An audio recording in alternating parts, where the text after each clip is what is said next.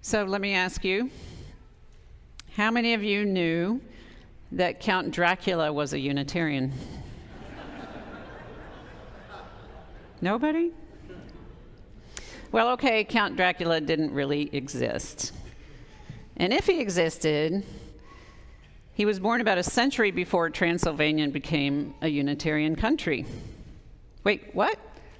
Transylvania was a Unitarian country? Why, yes, it was, in the 16th century.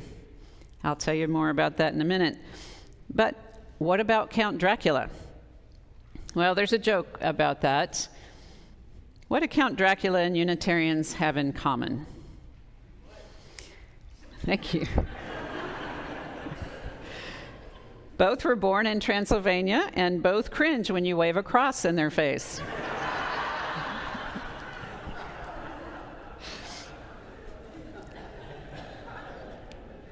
So back to Transylvania. I'll confess that I knew almost nothing about Transylvania until I started studying Unitarian history.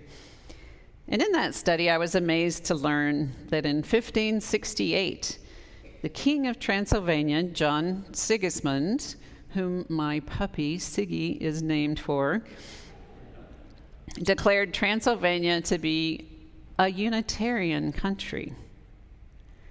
He was converted by his court cleric, Franc David, or Francis David, as some of us know him, to the idea that the Trinity did not really exist in scriptures. In fact, he came to believe that it was problematic and sometimes dangerous because it kept us as human beings very separate from God and from one another. In his view, faith is a gift of God that each of us should be able to freely exercise.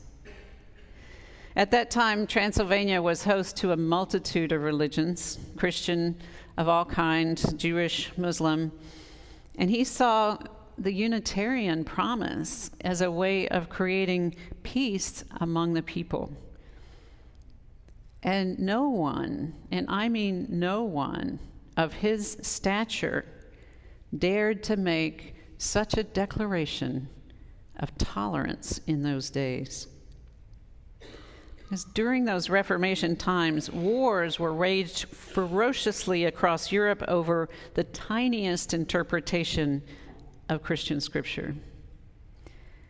And so Sigismund's declaration was a shining light of openness and courage in the midst of oppression and schism.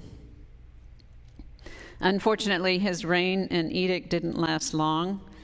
Sigismund died childless, and Francis David was imprisoned for his beliefs and his preaching.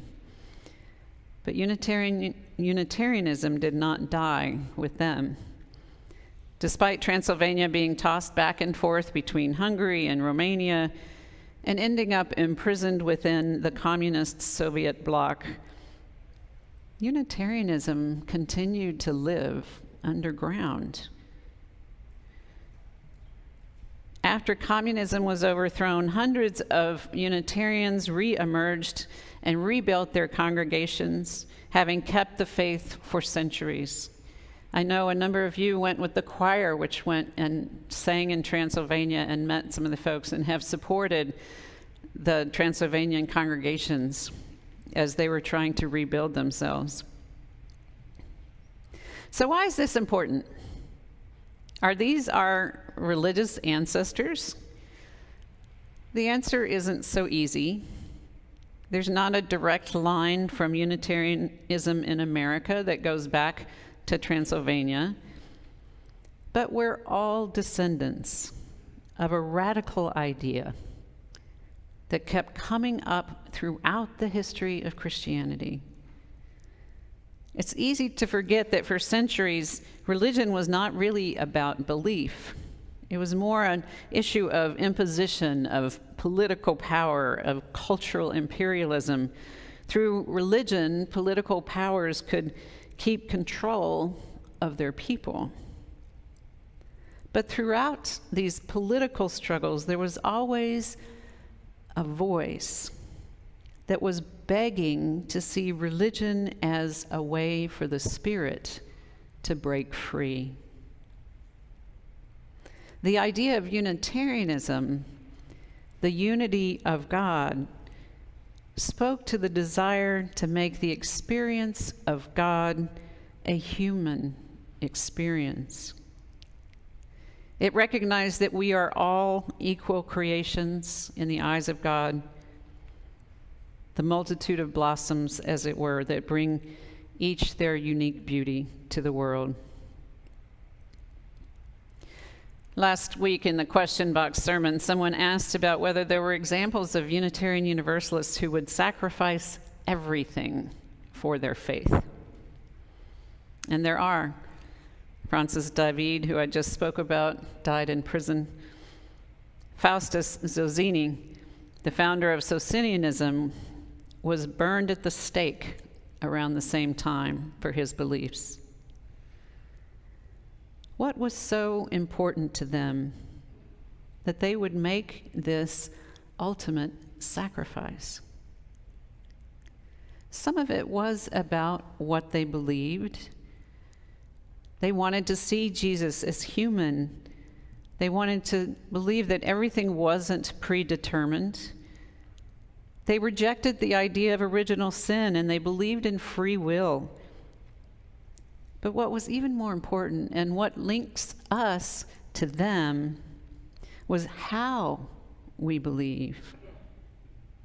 All of our European and American ancestors were convinced that effective religion must focus on this world, on how we live with our neighbors, and especially with those neighbors who are least like us.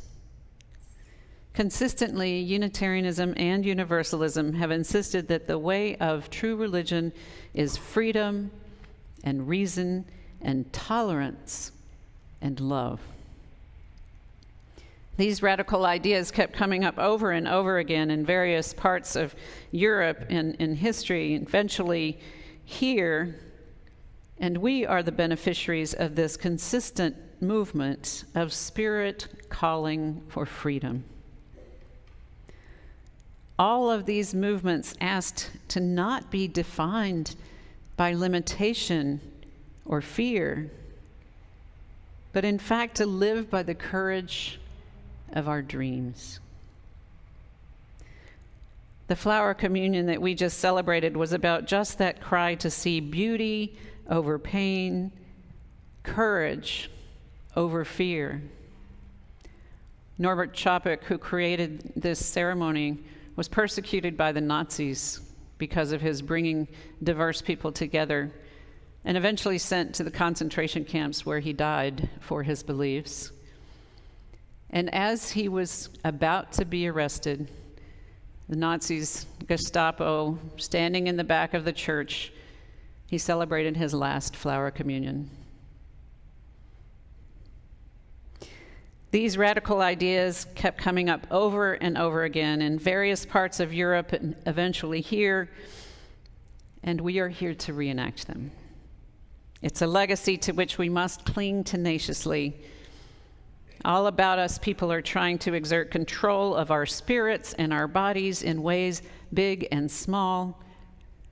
Our faith recognizes the primacy of the human spirit, that longing to connect to the divine, the desire to understand ourselves as serving a purpose beyond our own, the recognition that the impulse to love beats always within us, even when it sometimes seems drowned out by the drums of war.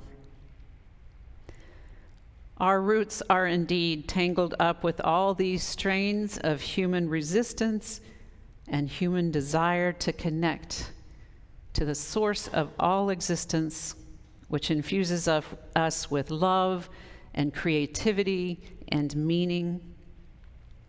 We affirm, along with our siblings in faith throughout history, that this source of revelation was not sealed, but continues to speak to us through our lives and our experience to drive us toward love and justice.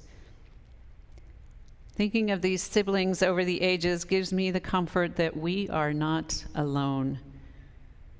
We belong to a long line of dissenters and celebrators of beauty. May this power that lives within us forever blossom forth to bring joy to all.